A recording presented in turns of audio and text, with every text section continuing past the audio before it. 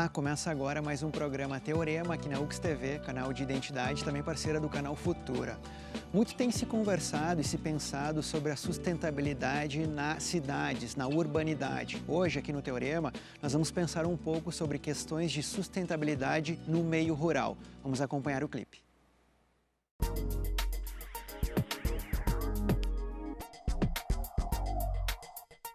Sustentabilidade rural ou desenvolvimento rural sustentável é o conjunto de tecnologias, práticas e ações destinadas à aplicação em ambientes rurais. Essas práticas e ações têm como objetivo possibilitar tanto a exploração como a utilização de recursos do meio rural de acordo com critérios de desenvolvimento sustentável. Questões como saneamento básico, reutilização e preservação da água, além de cuidados com o solo, são preocupações recorrentes desse contexto. Por isso, o teorema de hoje questiona: como está a questão sustentável no meio rural? Recebemos três convidados hoje aqui no Teorema. Professor Jaime Lovatel, Centro de Ciências Biológicas e da Saúde aqui da UX, bem-vindo.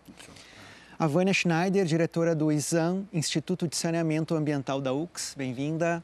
E a Priscila Molon, que é presidente do DA de Agronomia na UX, bem-vindos. Professor Jaime, começa a conversa com você, né? Discutimos muito sobre essa questão da sustentabilidade nas cidades, né? Como é que se encontra essa preocupação com o meio sustentável no meio rural? Bom, esse assunto, embora um pouco polêmico, porque ele não se dissocia entre cidade e meio rural, porque um está ligado ao outro. E o meio rural também, que é um foco mais específico, né? Então, na área praticamente da produção agrícola, ela envolve a preocupação com o ar, quer dizer, as emissões, as questões das queimadas, que às vezes necessárias ou não necessárias, ou proibidas. Nós temos o problema das águas, né? Principalmente as fontes para consumo das propriedades, tanto da parte humana como da parte animal e da própria lavoura. Que quem consome estão dentro das três gêneros, que temos o vegetal, o animal e o humano. Todos eles consomem, só que a condição de consumo para todos é uma água limpa, pura e condições de ser consumida. Então, existe essa preocupação com as águas, com a cobertura vegetal, principalmente com o solo, com a proteção do solo, erosão do solo, controle do solo, para que nenhuma afete a outra, porque o conjunto de todo o sistema, um prejudicado afeta o outro também. Então nós temos uma preocupação mais ou menos global, inclusive com a saúde das plantas, eu diria, que seria a questão das doenças. Aí nós nos envolvemos com as questões aí dos agrotóxicos também, e que nós precisamos também distinguir as preocupações que nós estamos tanto com a agricultura orgânica e a tradicional que usa agrotóxico, porque as duas são passíveis de serem contaminadas. Então não existe mais aquela questão do bonzinho e do ruim. Só o orgânico é bom e o ruim é o convencional. Não todas têm esse mesmo risco, todas podem ser boas de duas formas. Então, a preocupação que nós temos é com o conjunto de toda essa situação e, claro, que cada um, não sei se a professora concorda,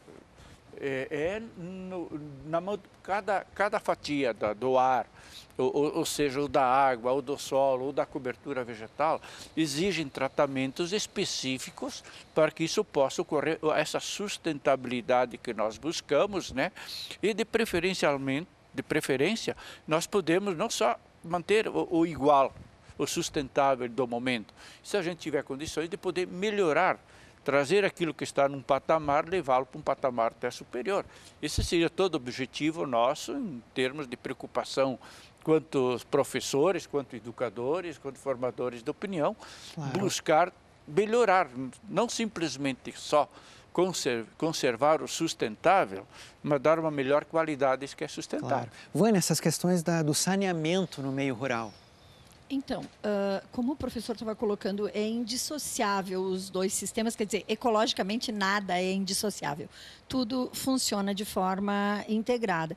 E quando nós falamos de saneamento, então, hoje em dia o foco está muito no saneamento no meio urbano, mas está se despertando para o foco, para o saneamento no meio rural, não apenas como uma possibilidade de melhoria, mas também como uma possibilidade de sustentabilidade do meio rural. Eu vou pegar especificamente a questão dos dejetos de criação animal, uma vez que a criação animal a demanda por proteína tem aumentado e, consequentemente, também a criação animal. E aí envolve uma série de problemas, começando, então, com o que o professor colocou, da qualidade da água para a dessedentação animal, que, pegando o caso de Caxias do Sul, por exemplo, que todas as nascentes das microbacias que drenam o município nascem na área urbana. Então, nós exportamos uma água de péssima qualidade para o meio rural. A água já chega comprometida. Exatamente. Então, é o saneamento urbano afetando o meio rural. Esse é um aspecto. A água chega de má qualidade, com contaminação industrial, inclusive, e essa água é retirada para a dessedentação animal e é retirada para a irrigação. E muitas vezes para contato primário. Nós temos em alguns dos nossos rios campings, onde as pessoas vão tomar banho no verão e essa água ela é exportada do meio urbano, né? Com todos os problemas que a gente tem no meio urbano.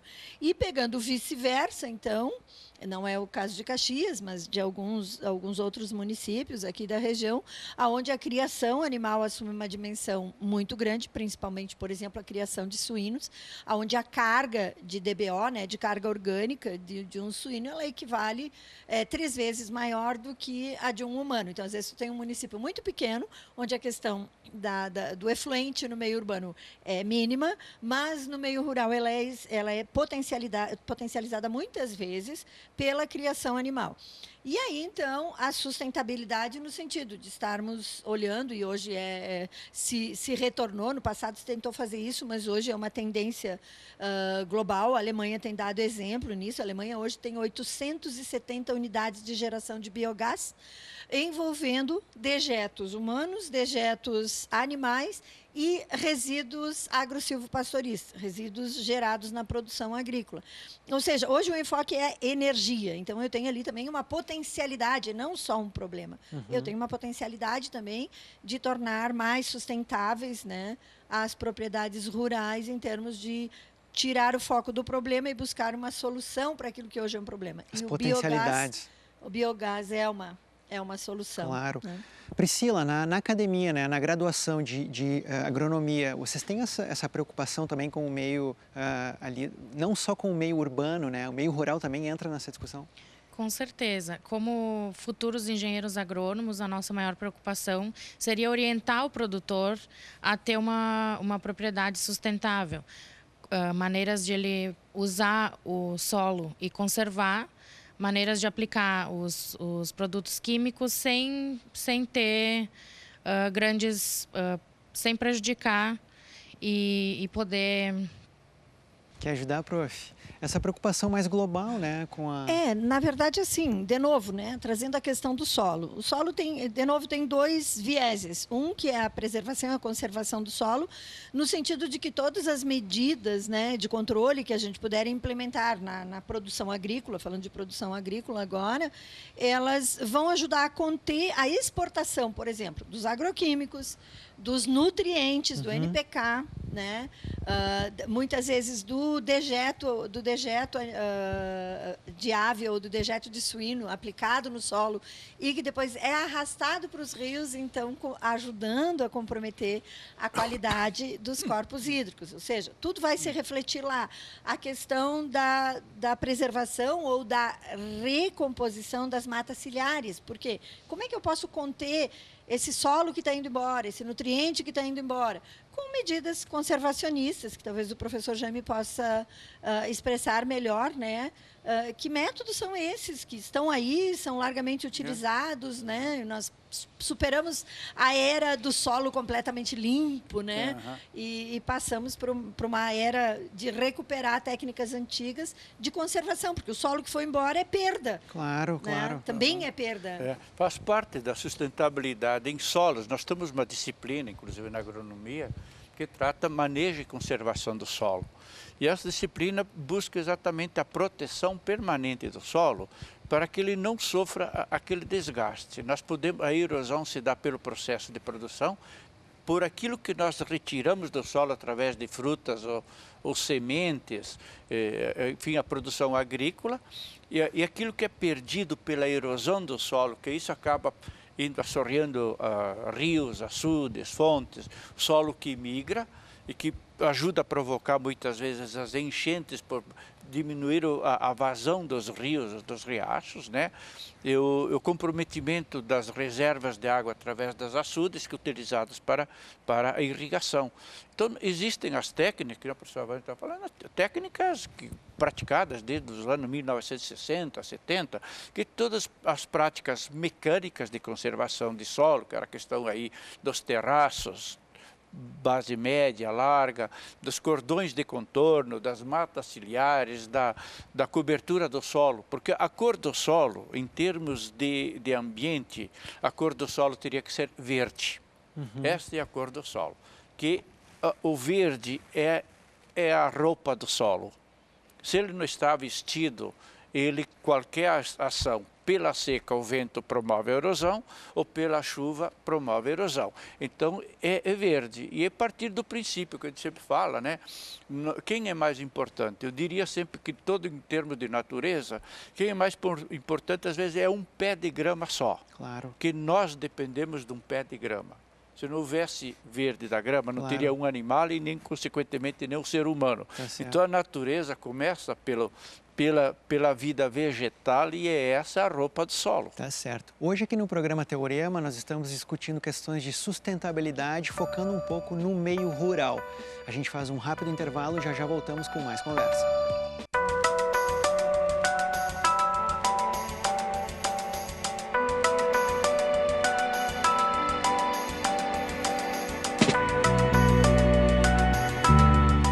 Estamos de volta com o programa Teorema aqui na UX TV, canal de identidade, parceira do canal Futura. Hoje estamos conversando sobre questões de sustentabilidade no meio rural. Participando da conversa, o Jaime Lovatel, do Centro de Ciências Biológicas e da Saúde aqui da UX, Vânia Schneider, diretora do ISAM, Instituto de Saneamento Ambiental da UX, e a Priscila Molon, presidente do DA de Agronomia na UX. Priscila, volto essa conversa contigo. Eu queria saber, você como futura engenheira, né, da agronomia, quais são as perspectivas aí para o futuro, né, e as responsabilidades com essas questões de sustentabilidade no meio rural? Eu acho que há, sim, uma grande preocupação em preservar o meio ambiente. Então, ter uma propriedade sustentável é sempre uma maneira de tu conservar o solo que tu está usando e o meio ambiente, né, num conjunto, num todo. O professor Jaime pode ajudar nas práticas de manejo e conservação do solo, mas uma grande parte é utilizar os recursos que a gente tem para gerar energia, diminuir e usar corretamente os agrotóxicos para ter um alimento limpo também. Obrigado, Priscila. Professor? Eu acho que essa questão aí, em termos de futuro, eu acredito que a tendência é nós melhorarmos. Porque nós estamos num patamar muito baixo, mas a questão aí da conscientização. Com o tempo, o pessoal está entendendo, compreendendo que essa decisão ela é mais pessoal, questão de consciência, do que propriamente de técnicas. Porque existem técnicas, meios e modelos para solucionar quase tudo que existe em termos de problema. Falta a vontade de querer fazê-lo. E é isso que tem. Então, muitas vezes, se esse chamamento para essas melhorias não for o suficiente, eu acredito que no futuro que tenha leis que cobrem isso das pessoas, porque infelizmente no Brasil é muito difícil a pessoa avançar sem uma certa pressão. E às vezes se torna necessária uma pressão, porque principalmente abordando a questão dos agrotóxicos e das adubações a nível de solo para a conservação, existem já tecnologias, porque entre um agrotóxico e um remédio não há diferença praticamente nenhuma. Aliás, uma só, que é a questão de dosagem. Que os princípios ativos, a quantidade dos elementos são o mesmo. Então, o que falta, eu acredito, que a gente discute muito, né, professora Vânia, a questão aí da agricultura ecológica, biológica e a convencional, Em princípio, eu não vejo muito problema, questão de produção, quando é possível, claro, que ninguém quer usar agrotóxico porque acha bonito, custa dinheiro, faz mal para a saúde e todas essas implicações que nós temos, né? Mas agora não é porque eu usei um agrotóxico que o meu produto é ruim, não é porque eu tomei um remédio que eu não sou mais, então não tenho mais boa saúde porque uma vez usei um remédio. Então nós temos que derrubar certos preconceitos que se tem. Então isso aí, nós conseguimos trabalhar isso aí com uma nova mentalidade de usar o solo, de usar os produtos químicos, de proteger o ambiente, né? Claro. Que todos nós precisamos do ambiente bom. Claro. Então é nesse sentido que Claro. nós trabalhamos, né? Vânia, eu queria que você falasse um pouco também sobre a questão da água virtual. Então, como o professor está colocando, eu acho que a gente está passando por uma mudança de paradigma, onde nós começamos a olhar a questão da produção rural com uma busca da sustentabilidade, uma produção mais limpa e mais eficiente, porque nós temos hoje uma produção cara e que compromete a saúde não só do produtor, mas da população como um todo.